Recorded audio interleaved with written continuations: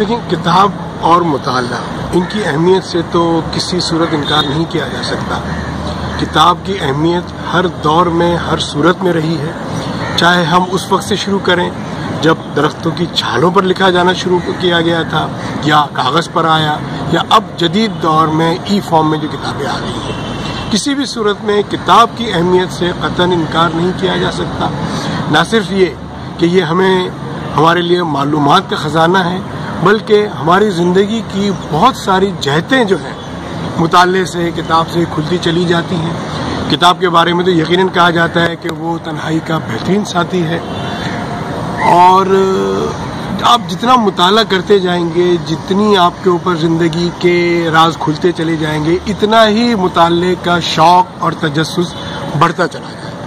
ये एक ऐसी दौलत है, इसके बारे में भी कहा जा सकता है कि ये एक ऐसी दौलत है जो जितना इस्तेमाल करे, जितना उससे बढ़ती चली जाती है, और इसका तजस्सुस भी बढ़ता चला जाता है। किताब का मुताला, वो बकौल अमजद इस्लाम अमजद कि मुताला जो है वो चिलगोज़े की तरह होता है कि सामने रखा हो तो आपका हाथ कभी भी नहीं रुकता।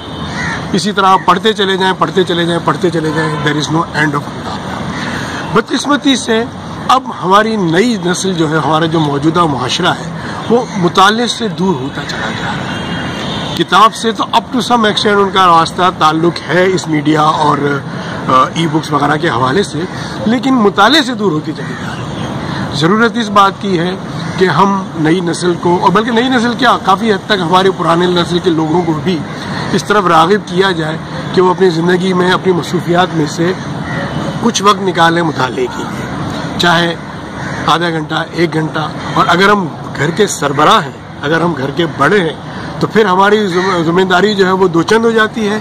हम खुद मुताले की आदत डालेंगे तो हमें देखकर हमारे घर के दूसरे छोटे, हमारे आने वाली नस्ल भी मुताले की तरफ आएगी। तो बस ज़रूरत इस बात की है कि दामे दरमे कदमे सुखने कोशिश की जाती रहे कि हम माशरे को, अपने आप को, अपनी फैमिली को मुताले की तरफ लाएं, किसी न किसी हवाले से किताब से ताल्लुक़ बरकरार रखें।